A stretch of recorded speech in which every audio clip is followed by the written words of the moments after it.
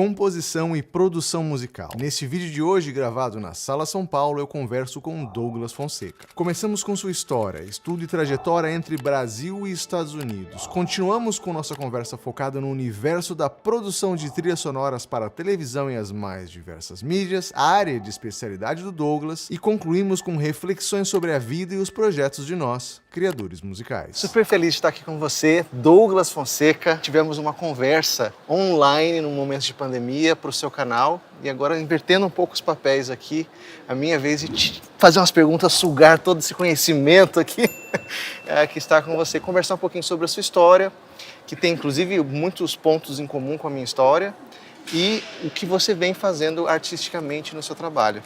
Né? Queria que você começasse introduzindo, contando um pouquinho da sua trajetória musical até hoje, assim, de maneira curtinha, mas é para quem não te conhece ainda. Bom, se for para começar do zero, vem da infância, assim, adolescência, que eu era muito inquieto e minha mãe me colocou para fazer de tudo, judô, natação, várias coisas, mas eu só fui me encontrar mesmo na música, quando eu comecei a estudar música, e foi uma coisa que me deixou mais tranquilo, uma pessoa mais focada.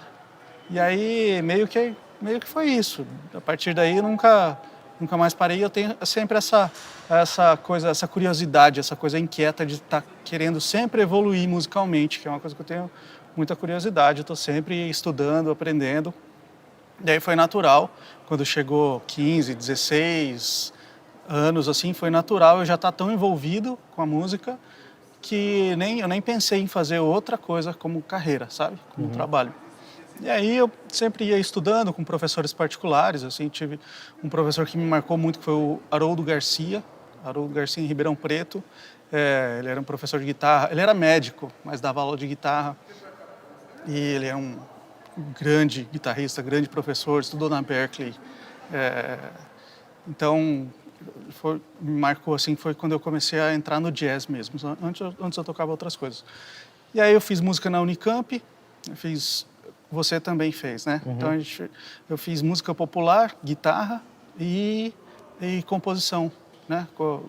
Modalidade combinada. Ah, você fez modalidade combinada? Fiz. Olha só. Fiz. Você também fez, né? Fiz, foi a mesma coisa.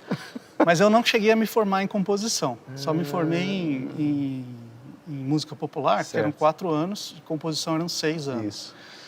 E aí, só que aí antes de me formar em composição, eu ganhei uma bolsa da Fulbright, junto com a CAPES, uma bolsa para fazer mestrado nos Estados Unidos. E você acho que foi o primeiro, não foi aí lá para Miami em função disso? Não, eu acho que foi o Marcelo Coelho. Ah, foi Marcelo Coelho. Marcelo Coelho. Na época tinha esse APARTS, chamava Aperfeiçoamento em Artes, um programa da CAPES.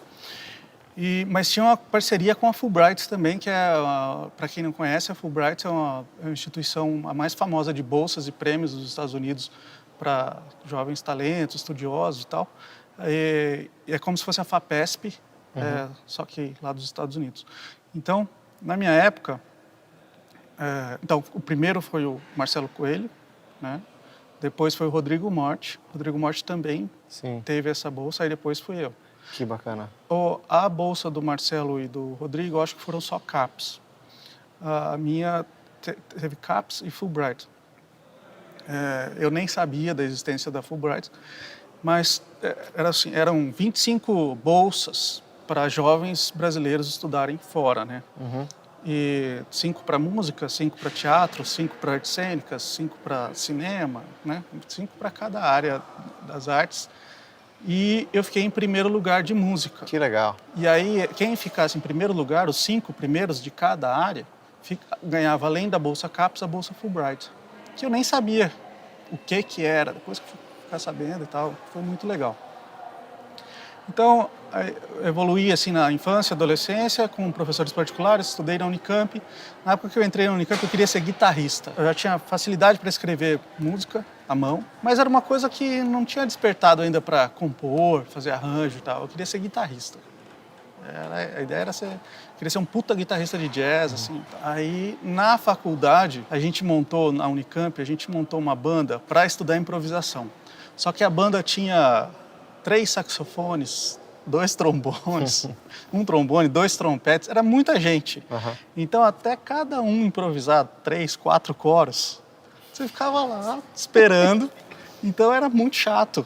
A gente fez um ensaio só assim. Aí eu falei, galera, próximo ensaio a gente vai tocar uns arranjos, porque não dá para ficar esperando 20 coros para improvisar e tal. Que aí nasceu o Comboio. Eu lembro dessa banda. É isso, era quem formou a banda foram eu, o Rubinho Antunes, trompetista, o Guilherme Marques, baterista, o Rui Barossi, Marcelo Toledo, Manu, saxofonista, o G, trompetista, Lucimar, que mora nos Estados Unidos hoje em dia, trombone. E foi legal que a sala de ensaio lá na Unicamp ficava do lado da sala dos professores. Não sei se na sua época era assim, era no primeiro andar, do lado da sala dos professores. E o Ciro estava lá no... Ciro Pereira. Estava na sala dos professores, a gente começou a tocar Summertime e tal. Na época eu escrevia só à mão, nem tinha computador. Caramba. À mão. Aí ele foi lá, bateu lá, tá legal esse arranjo aí. Que legal. Então, aí com essa banda, com o Comboio, eu comecei a desenvolver mais a coisa da escrita. Eu escrevia 2, 3 arranjos por semana. Nossa. A gente sentava assim... E à mão isso? À mão, escrever no caderno. 2, 3 arranjos. O caderno tem... Depois extrair parte? Nossa Senhora. Eu escrevia, pro Comboio, eu escrevia em caderno normal, que é o caderno que tem 12 pentagramas em cada página. Então dava certinho, porque eram 2 trompetes, trombone, 3 saxofones, bateria, baixo, piano, guitarra e percussão. Dava certinho. Aí o que a gente fazia? Eu escrevia durante o dia ou à noite e no outro dia de manhã, antes do ensaio, sentava eu no meio, o Rui Barossi do lado e o Rubinho Antunes do lado. E a gente ia extraindo as partes à mão. Caramba. Antes do ensaio. Então a gente extraía 3 partes de cada vez. Né? Então eu ia copiando, tinha que virar junto. Terminou a primeira página? Terminamos, então vira. A segunda página. Terceira página? Vira. Então a gente ia copiando 3 partes, né? 3 instrumentos de cada vez. Então na Unicamp eu comecei a me dividir entre guitarrista e arranjador, compositor. A gente tinha um trio também que gravava minhas composições, tal, o trio Matraca, eu, o Rui Barossi e o Guilherme Marques. E aí, mais pro final da graduação na Unicamp, eu tinha uma namorada que era bailarina, fazia dança lá, e eu comecei a fazer música para balé e tal. Eu falei, cara, é muito legal fazer música para balé, porque você tem vários momentos, vários climas, a coisa da coreografia e tal, e também comecei a me interessar por música para cinema, trilha sonora. Então, quando eu fui para os Estados Unidos, eu fui com a intenção de estudar trilha sonora. Tanto é que eu fiz o mestrado lá na University of Miami, fiz também o ASCAP Film Scoring Workshop, que é em Los Angeles, que é focado em trilha sonora. Lá o da ASCAP é um mês, são 2 semanas, como é que é? É um mês, você fica um mês lá em Los Angeles. Um intensivo. É um intensivão, assim, você rege a Los Angeles Studio Orchestra. Que legal. Tem workshops com um monte de gente e tal. Conhece um monte de gente assim do meio, sabe? Sim. E fiz também o Henry Mancini Institute, que na época, em 2003, era em Los Angeles. Sim. Então eles selecionavam 4 compositores do mundo todo. Assim, eu lembro que tinha mais de 500 inscritos. Caramba. Na época que eu fui. Aí dos 4 compositores para a full orchestra, a orquestra grande, tinha eu, um polonês, um cara de Nova York e um cara de Los Angeles. Olha só que legal. Representando o Brasil. Aí foi muito legal isso. A gente ficou um mês e pouco lá em Los Angeles. Era tudo pago. Tipo, a gente era uma casa bem grande com os músicos e os compositores. Então a orquestra era bem grande. Tipo a jazz sinfônica, assim, um pouco mais. Tinha harpa, tinha mais instrumentos. Caramba. Acho que eram 6 trompas. E aí, então eu já estava muito envolvido com a coisa de composição e arranjo. E voltando dos Estados Unidos para o Brasil, a minha ideia era trabalhar mais com trilha sonora para cinema. Sim. Essa era a minha ideia. Só que assim que eu cheguei aqui no Brasil, eu não conheci tanta gente dessa área. E eu rapidamente me envolvi muito com as pessoas de publicidade, né? Trilha sonora para comercial de televisão, jingle, essas coisas. Então eu cheguei no Brasil em 2006. Em 2006 eu comecei a dar aula na Faculdade Souza Lima, onde eu dou aula até hoje, que é de guitarra, composição, arranjo, orquestração, essas coisas relacionadas à produção musical. Então comecei a dar aula lá e comecei a fazer jingle. Aham. Freelance. Assim, as produtoras me chamavam, eu fazia jingle. Hoje a gente vai precisar de 4 cantores, vai precisar de um trompista e tal, e fazia as coisas em casa, tinha um home studio. E você fazia a produção também, então, ou você só escrevia? Não, eu fazia a produção. A produção também, então você fazia. gravava, você mixava, hoje você fazia... hoje em dia não tem mais essa coisa de o cara que só escreve o jingle, o cara que só rege a trilha. Aqui no Brasil, pelo menos, para publicidade, você acaba fazendo tudo. Acaba sendo um pacote, a pessoa fala que eu quero o produto pronto e você... Você assim, você faz a música, entrega pronta. Entendi. O que você pode muitas vezes fazer é usar o estúdio da produtora que te contratou para gravar a cantora e tal. Entendi. Mas eu fiquei um ano fazendo freela. Aí em 2007, janeiro de 2007, o Luciano Curban, que era o dono da Voices, na época, uma produtora grande. Nessa época, São Paulo tinha algumas produtoras grandes, 2007, assim. Já estava um pouquinho pulverizado, mas tinha algumas produtoras grandes. Então, lá, eu entrei em 2007 na Voices para ser produtor, né? Compositor, produtor. E fiquei 10 anos. Eu saí em 2016. E lá era um estúdio, ainda. Não está sendo usado atualmente, mas é um estúdio de 5 andares, de salas de gravação. Nossa, grande. É grande. Quando eu entrei, tinha 40 pessoas na equipe. Olha só. A gente fazia tudo de Banco Itaú, Bradesco, Honda, várias marcas grandes, sabe? Nesses 10 anos eu fiz mais de 3.000 trilhas. Nossa Senhora. Incluindo comercial de televisão, internet e rádio. Entendi. Eu tive essa coisa de voltar dos Estados Unidos com a ideia de fazer trilha para cinema. Não conheci o pessoal de cinema, ainda hoje gostaria de fazer, mas eu fiz 2 longas e uns 15 curtas. Entendi. Mas tudo assim, não realmente entrei nesse universo. Nesse universo. É uma coisa que eu tenho vontade até. E acabei naturalmente entrando na publicidade. E aí, nesses 10 anos, funcionava assim, quando eu trabalhei na Voices, né? Até 2016. E fazia arranjo para Jazz Sinfônica, a Metropol, outras orquestras. Sempre fiz arranjo. Então, quando eu voltei dos Estados Unidos, eu já estava bem envolvido com a coisa de orquestração, arranjo e composição, né? E quando eu fui para os Estados Unidos, eu nem entendia nada de home studio, gravação, e eu aprendi tudo isso lá. Sim. Então, quando eu voltei, eu tinha um diferencial para trabalhar nessa área de publicidade, que era eu conseguia fazer as coisas rápido e eu era bem versátil, porque eu toquei em banda de baile, então conheço vários gêneros assim de música e tal. E eu sabia escrever partitura, e sabia usar o equipamento de estúdio, de gravação, os microfones, as coisas todas, então, sabe? Era um edição, usava o Pro Tools, Sim. então, porque cada vez mais as coisas foram centralizando no produtor musical. Então, antigamente, igual você falou, você só escreve, só cria. Não, então, antigamente era assim, tinha o cara que só escrevia, tipo o Charlie Harper, que só escrevia a melodia manda, aí o cara produz no estúdio e tal. Então, hoje em dia, o produtor, compositor, produtor musical, ele acaba criando a letra, fazendo a música, a composição, gravando os instrumentos, de preferência se ele for multi-instrumentista. Essa é uma coisa também que eu gosto de tocar vários instrumentos, então eu gravava todos os instrumentos das trilhas que eu fazia. Só quando tinha uma coisa, sei lá, um cello, sabe? Mas guitarra, violão, ukulele, as percussões, baixo, piano, essas coisas todas eu gravava nessa produtora, né? Então, eu fiquei lá 10 anos trabalhando, assim, era fábrica de música. E aí, em 2016, as coisas começaram a mudar um pouco. Era muito trabalho, muita coisa. Teve uma época que o Paulinho Corcioli,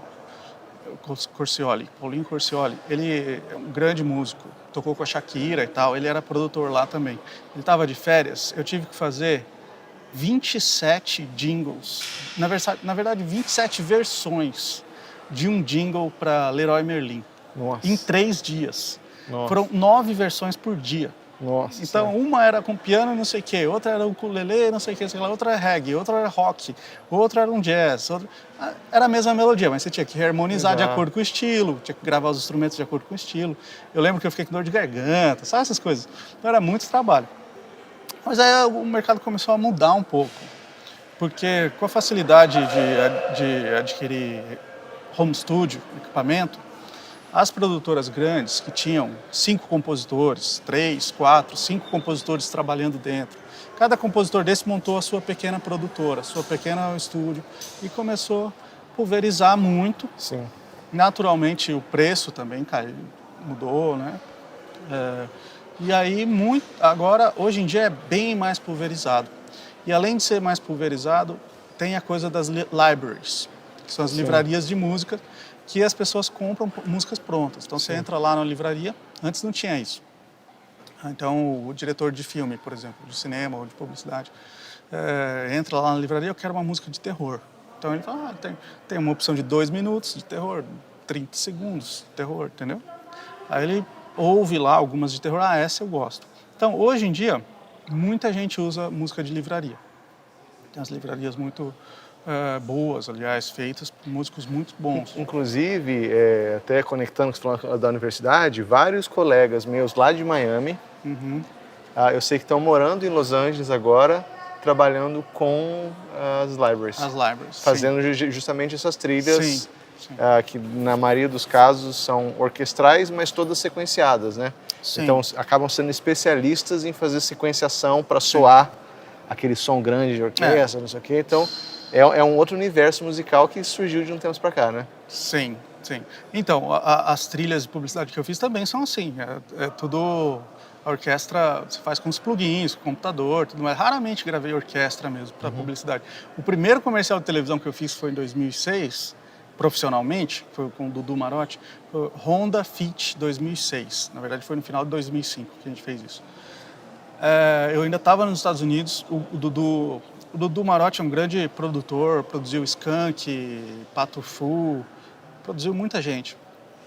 A gente estava falando, Douglas, essa é a referência. Era uma coisa meio Carmina Burana. Aí ele falou, o que a gente precisa para fazer isso? E eu tinha acabado de gravar 66 músicos em Los Angeles. Para o ASCAP Film Scoring Workshop. Falei, Dudu, a gente só vai precisar de 33 músicos. Eu achando que era que pouco. Ele ficou meio assim, mas vai ficar bom, vai ficar muito bom. Porque aí a gente gravou 16 cordas, 16 cantores, tinha uma música em latim, fiz uma música em latim. Cara... Melodia e letra. O pai dessa minha ex-namorada, que falava latim, me ajudou a fazer a letra e tal. Então eu tinha que fazer letra, música e tudo. Então, aí as trompas, tinha umas 8 trompas, assim, a gente gravou uma com... Sobreposição. Overdub, né?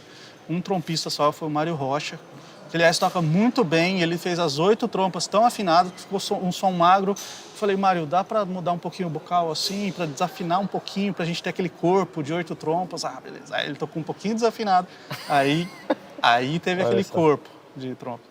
Então, a gente gastou 16 cordas, a gente usou, né, para essa trilha, 16 cordas, 16 cantores e uma trompa. O resto eu fiz sequenciado. Isso foi uma exceção. Tipo, quando eu realmente voltei para cá e comecei a trabalhar com isso, eu descobri que você faz a grande maioria sozinho, né? Porque é mais barato, é mais rápido, né? Você quantiza, afinado, quantiza e tudo mais. Então, essa é a realidade de músico, produtor, compositor, produtor para publicidade. Você tem que saber sequenciar bem. Porque até, eu imagino, em relação também aos mercados e aos orçamentos, né?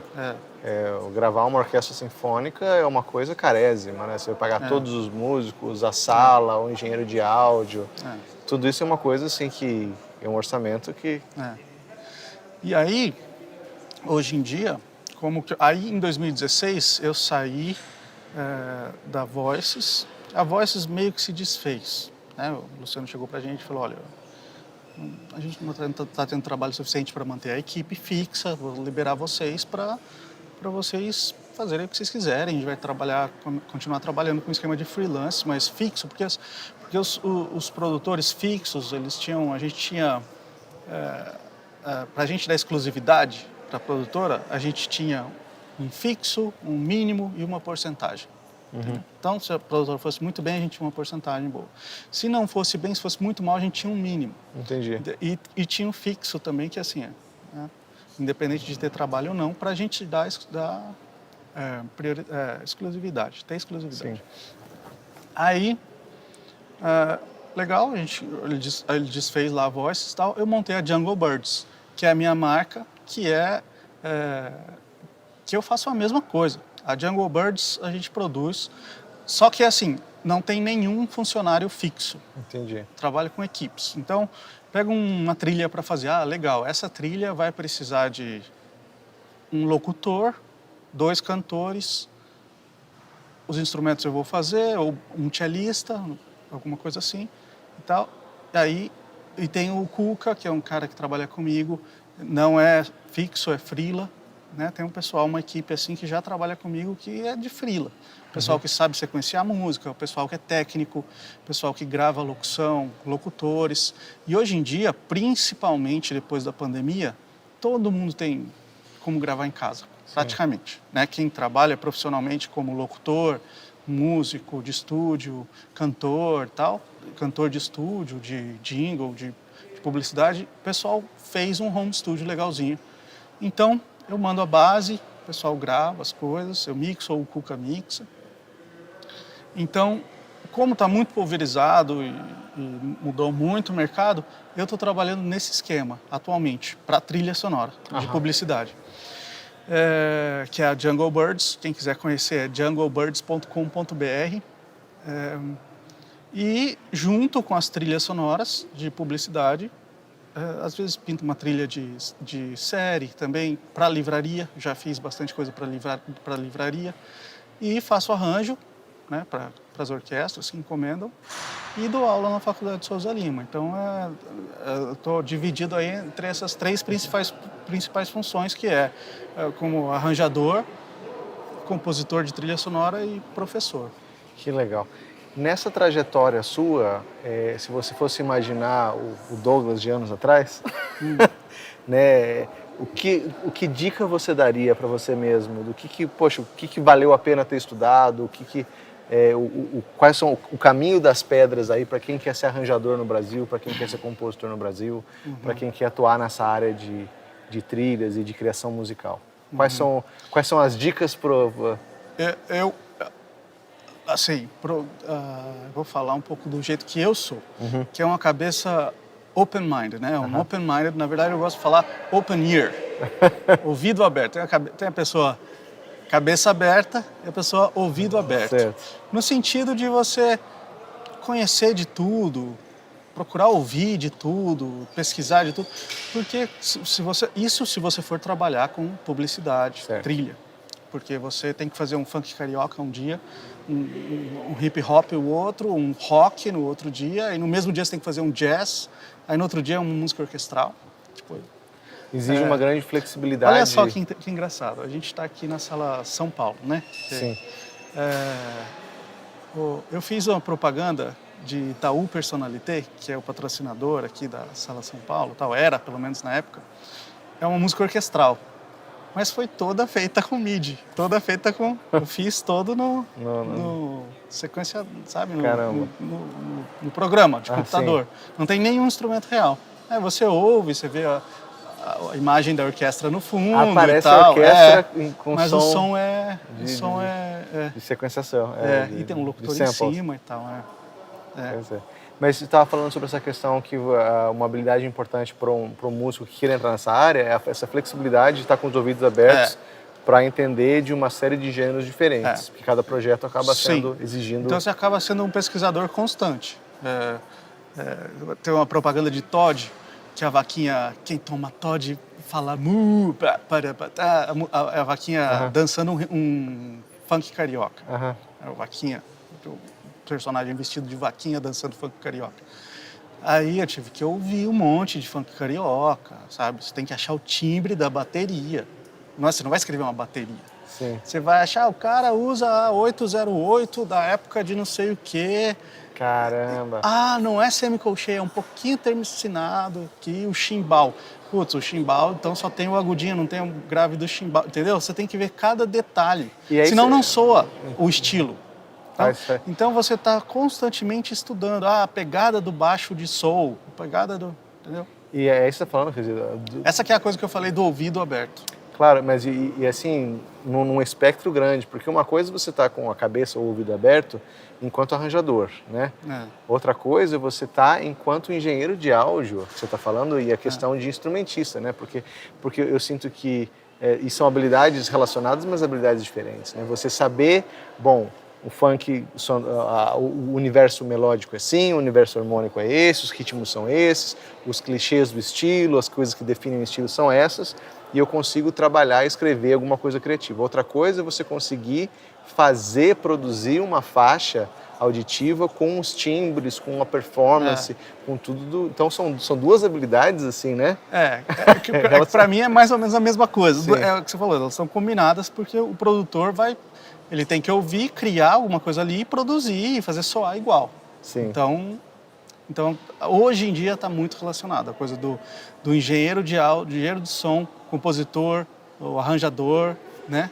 Então quem cria, faz o arranjo, desenvolve, dirige os músicos, também mixa, que é o engenheiro de áudio. Então essas funções todas estão concentradas no produtor musical hoje em dia. Né? E nesse caso, o produtor, que também é o arranjador, também escreve, também toca, também, vamos dizer, é um coringa. Essa é a minha experiência, né? É a minha experiência. Não, assim. E eu diria que é uma habilidade, assim, exige muito estudo e muita experiência para conseguir fazer tudo isso, né? Eu vejo que... Assim, mas eu estudo até hoje, estou sempre pesquisando sempre, né? A gente está sempre aprendendo. Por exemplo, eu me vejo também como um coringa, não exatamente nas mesmas coisas, porque eu não faço o que você faz, mas eu vejo também outros projetos, como a exemplo aqui, estamos fazendo uma filmagem, né, de produzir coisas, de saber como fazer vídeo, de saber como fazer, dirigir os projetos de reger uma orquestra, saber como são, vamos dizer, um conjunto de habilidades e até meio que um paradoxo, entre aspas, né, porque a gente vive no universo da especialização, mas aqui a gente tem que ser muito abrangente e quase um jack of all trades, né? Com o trabalho na Jazz Sinfônica, você também escreve para Jazz Sinfônica, a gente faz muitas coisas variadas. Sim. Né? Os arranjos e tal. Então, tem rock, tem reggae, tem bossa nova, tem uma coisa mais pro jazz e tal. Então você também tem que ter um ouvido aberto e pesquisar, né, para escrever. Por exemplo, aquele concerto com a Mariane de Castro e Lued Luna. Foi super legal esse. Então, eu coloquei um prato que é um instrumento característico, um prato de cerâmica, prato de louça, de comer, um prato tocado com faca, que é um instrumento característico do samba de roda da Bahia. Olha só. Então, o berimbau é outro. As palmas também. Então, no arranjo, eu procurei incorporar... a música era um samba de roda. Então, eu procurei incorporar elementos daquele estilo, né? Da raiz daquele estilo lá. Então, tem o prato, que a Mariene tocou muito bem, foi muito legal, ela tocou e cantou. Tem o berimbau, tem as palmas. Então, e tem a orquestra. Tem um momento que a orquestra aparece, e tem um momento que tem as palmas mais e tal. Então, basicamente você ser um pesquisador e falar, cara, é isso. Não é assim, você usa o que você sabe para fazer uma coisa. Quando você tem uma encomenda, esse é o meu ponto de vista, quando você tem uma encomenda, você vai fazer uma pesquisa. Sim. Entendeu? Aquela encomenda vai te engrandecer. De claro, alguma forma. Você acaba aprendendo. Não é que eu, como arranjador ou compositor, estou pronto para fazer uma coisa que qualquer. Eu recebi uma encomenda, então eu sou um gênio, eu vou usar o que eu sei e pronto. Não. É uma encomenda, eu vou pesquisar, vou estudar, vou saber qual é a relação, mesmo um arranjo, mesmo uma trilha sonora, para publicidade, uma composição, então nem se fala.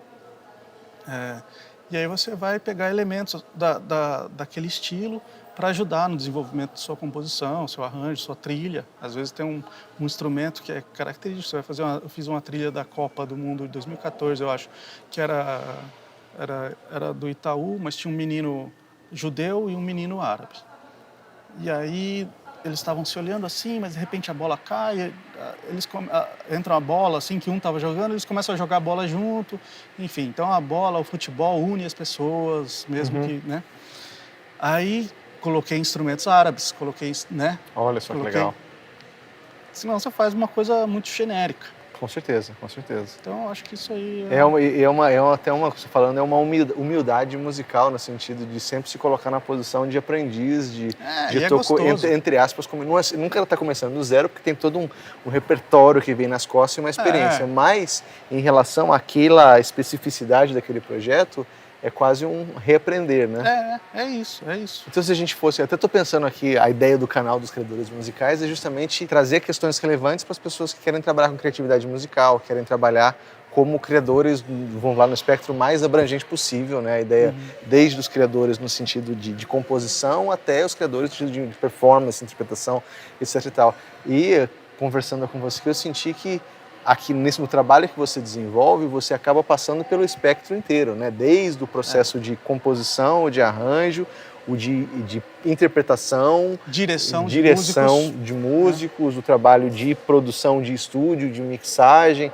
Então, realmente exige um leque de habilidades super grande, né? Você está sempre estudando, sempre pesquisando, sabe?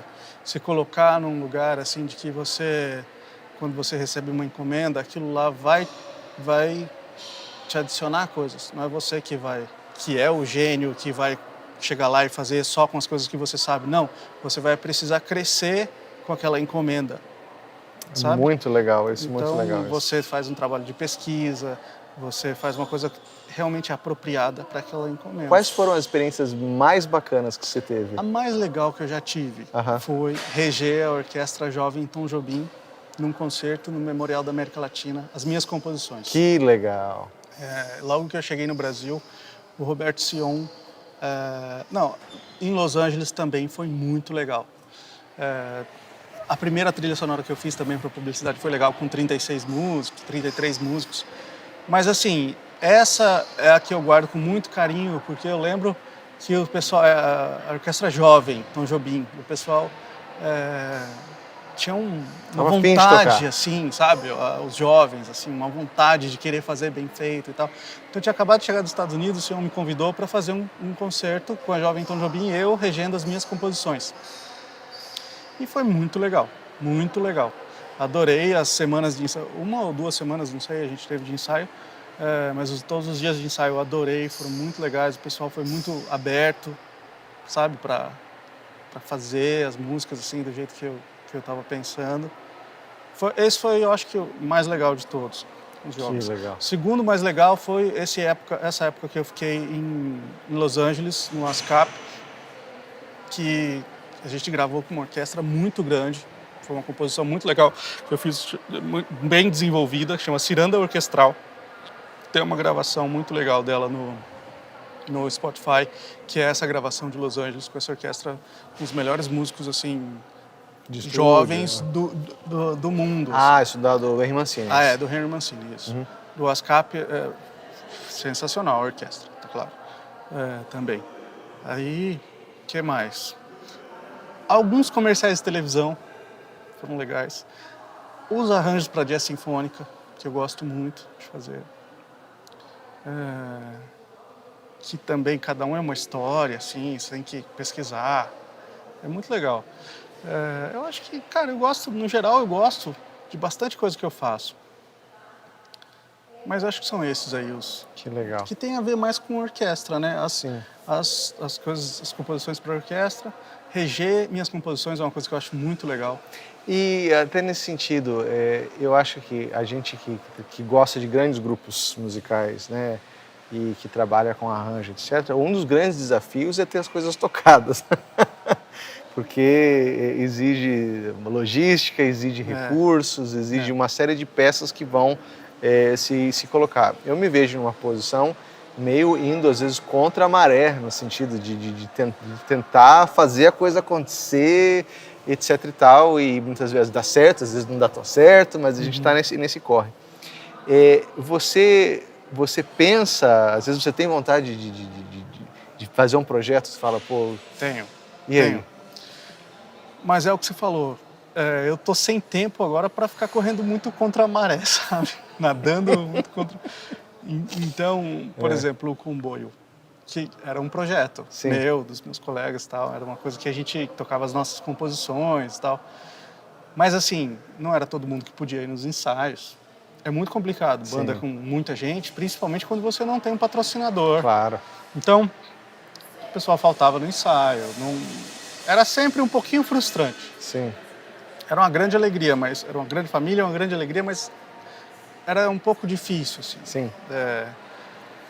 Mas, é claro, eu gostaria de fazer um projeto numa situação legal, sabe? Sim. Ter um patrocínio, os músicos recebendo legalzinho, sabe? Então, uma coisa legal. Agora, Sim. montar uma banda para ficar ligando, aí vamos atrás, tudo mais, eu já fiz isso muito na época de Unicamp. Sim. E hoje em dia eu não estou tendo tempo para fazer isso. Mas eu gostaria de fazer um projeto, né? Ter alguém para fazer um projeto e tal. E fazer uma coisa assim, legal. Tipo, uma orquestra, com patrocínio de não sei o quê e tal, né? Aí sim. Esse é um dos grandes dilemas também que a gente enfrenta, né? Porque a gente vive em dois universos que às vezes são muito diferentes, né? O universo artístico, musical, idealístico, e o universo real das contas a pagar, do público, da divulgação, dos espaços, da economia musical, né? E a conseguir achar essa intersecção dos dois, né, que é um grande desafio. E eu, por exemplo, eu já me questionei muito uma série de projetos, porque eu sinto que existe, felizmente, dentro do nosso universo, eu acho que existe, os músicos têm uma generosidade musical quando eles gostam de projetos. Sim, sim. Eu já tive situações aqui em São Paulo, exemplo, de fazer uma apresentação de Big Band no Jazz B, alguma coisa assim, que a gente, teve 2 dias de ensaio, passamos 6 horas ensaiando o repertório para ninguém ganhar nada. Sabe? E aí eu ficava nesse dilema, eu falei, poxa, legal, que bacana que o pessoal abraçou essa ideia, que bacana que a gente fez, mas eu não me sinto numa posição confortável Não, então, o comboio era praticamente isso. O pessoal, a gente não ganhava nada. O primeiro cachê que a gente teve foi um convite que eu recebi do Maestro Branco para participar como arranjador do Sesc Consolação, um projeto de arranjadores. E aí eu falei, pessoal, vamos fazer com comboio. Eu que fui convidado, mas falei, vamos fazer com comboio. E a gente vai pegar o dinheiro desse, vai fazer o primeiro CD. Foi esse dinheiro que a gente usou para fazer o primeiro CD. Mas o comboio, a gente vinha em São Paulo, a gente morava em Campinas, vinha para São Paulo toda semana tocar no Sanja. A gente não ganhava nada, a gente pagava para vir aqui. Gasolina, pedágio, comida. A paixão pela paixão, era isso, era exatamente isso. Os músicos têm uma generosidade muito grande quando eles gostam do projeto. Então, eles vinham, a gente vinha. O desafio, eu sinto que esse é um quebra-cabeça, que se você tiver um dia a resposta, me conta. Mas você sabe que se eu tivesse... É que na época de faculdade, às vezes você não tem muito gasto, às vezes você... Às vezes tem a ajuda da família. A responsabilidade financeira é diferente. É um pouco menor. Aí, quando eu vim para São Paulo, morando sozinho, eu que tomo conta da minha vida financeira e tal, assim, eu tenho que dar prioridade, acabo tendo que dar prioridade para trabalhos remunerados. Claro. Né? Claro. Então, muitas vezes eu até faço um trabalho que nem era o trabalho que eu queria estar fazendo naquele momento, mas você precisa fazer. Faz parte. Porque você tem as contas e tudo mais. Mas se eu ganhar na loteria, por exemplo, se eu tivesse dinheiro suficiente para não trabalhar e ainda para pagar um monte de músico e tudo mais, eu com certeza faria só uns projetos legais. Eu acho que o desafio é como é que a gente consegue, né? Acho que tem os dois lados, né? De pegar os projetos que não necessariamente seriam a nossa visão artística, mas fazer da melhor maneira mais interessante, que é um pouco do que você relatou, de realmente aproveitar cada projeto para você entrar no mundo do universo musical, que é maravilhoso. E de outro lado, como que a gente consegue fazer esses projetos que às vezes estão aqui no coração nosso, serem financiamente, mercadologicamente viáveis, né? Não precisa ficar rico, não precisa, mas né? pelo menos viabilizar, pelo menos viabilizar Mas então, eu acho que talvez conseguir umas parcerias com produtores, né? Se você fosse, voltando aqui, essa questão de o caminho das pedras, né? Que sugestão que você daria para os seus alunos, ou que sugestão você dá para os seus alunos dando arranjo com você, que querem se dedicar a vida aí nesse universo criativo musical? Colocar barra dupla nas mudanças de partes. Mudança de forma, de barra dupla, letra sequencial, letra de ensaio de forma sequencial. Chegar no horário, preparar as partes antes do ensaio, colar as partes que tem mais de uma página. Ter uma atitude de que você está colaborando, mas você não é o maior gênio do mundo e... Sim. Sabe, você está colaborando aqui nesse mundo, mas está todo mundo aprendendo.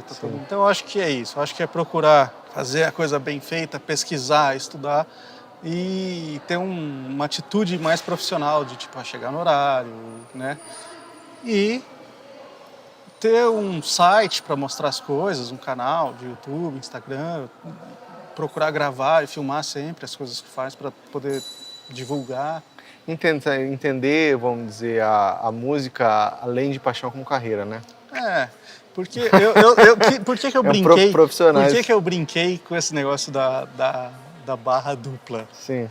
Porque a gente acabou de fazer leitura dos meus alunos de arranjo para Big Band na Faculdade de Souza Lima. Então a gente foi lá no teatro, vieram uns 18 músicos da Big Band para tocar os arranjos dos meus alunos. Legal. Muito legal, tá?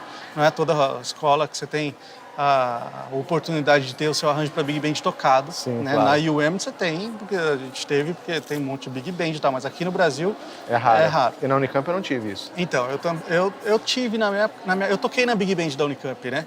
Eu era o guitarrista da Big Band da Unicamp, na época que eu estudei lá. Então a gente tinha uma Big Band. Era muito legal. O Rafael dos Santos, que era o maestro. Legal. O Rafael e o Ney Carrasco. Que legal. Mas voltando ao que você estava falando dos seus alunos e das barras duplas. Isso. Então, eu expliquei muito bem. Barra dupla, letra de ensaio sequencial, colar as partes. E aí, no dia de leitura, muito aluno chegou sem barra dupla, sem letra de ensaio. Chegou faltando sax altos 1 e 2, a parte, não tinha, entendeu? Então eu percebo que não sei se é a geração hoje em dia está um pouco menos interessada, o que é, mas eu acho que está faltando na geração atual um pouco mais de compromisso. Você sabe que eu vou até colocar um adendo aqui, que é uma coisa que eu percebi muito da minha experiência na Unicamp, e depois até nos Estados Unidos, e que eu acho que é uma peça que, para mim, fez toda a diferença. Porque eu vejo que tem muita gente que entra no universo de arranjo, mas que passa, que não, né? Não fica, né? Não mora ali no universo de ser um criador musical, passa. E eu vejo que uma das grandes diferenças é justamente essa visão mais profissional. E a visão profissional é uma visão proativa, né? De você querer achar solução, de você querer facilitar as coisas, de você querer fazer acontecer. Isso. Porque um ensaio para orquestra é super corrido. Uma gravação também, o estúdio é caro, os músicos são caros. Uma coisa é você, num ensaio de 3, 4, 5 músicos, definir algumas coisas. Você faz a introdução assim, a articulação vai ser assim. Então... Outra coisa é você escrever para uma orquestra grande, você tem que colocar todos os detalhes possíveis, que você tem que corrigir. Então, essa postura profissional no sentido de você arrumar os dobrados sustenidos, dobrados bemóis, né? Quanto mais fácil para o maestro durante o ensaio, melhor. Realmente, você é um profissional da música, né? Você pega e vai lapidando, você sabe que vai chegar no ensaio e não vai ter problema. Porque se o maestro tiver que arrumar problemas no arranjo, aí...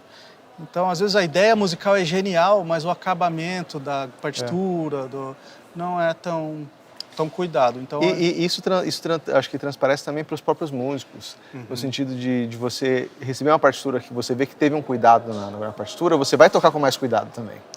Se é uma partitura que você tem que ficar decifrando o que era para ser, o que não era, que eu não entendia, onde que eu tô, a performance vai sofrer. E também, que você falou sobre a questão de otimizar ensaio, eu sinto muito isso, porque... Aí eu lá em Nova York agora, às vezes eu vou fazer, não tem ensaio. Então. É o dia, é a passagem de som e eu só posso passar alguns trechos e é isso. Então eu sei que se não tiver, se a pessoa ela bater o olho e não souber onde ele está, acabou.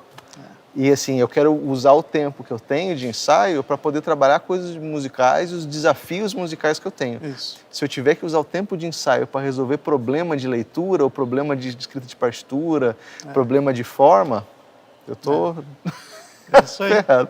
Mas, pô, obrigado pela conversa, muito Legal, boa. legal, Rafa. Obrigado pelo convite, muito legal. Espero que ajude o pessoal que está pensando sobre música, que queira criar, trabalhar com trilha, trabalhar com arranjo, trabalhar com composição, que isso tenha dado uma iluminada nas possibilidades. É isso aí, eu também espero a mesma coisa. Se você gostou desse bate-papo com Douglas Fonseca, eu já deixei um outro vídeo relevante aqui relacionado a este assunto para você clicar. É fácil, só clicar aqui na tela. Também coloquei outros links aqui na descrição desse vídeo, incluindo meu website rafaelpl.com, onde você pode conhecer um pouco mais sobre o meu trabalho.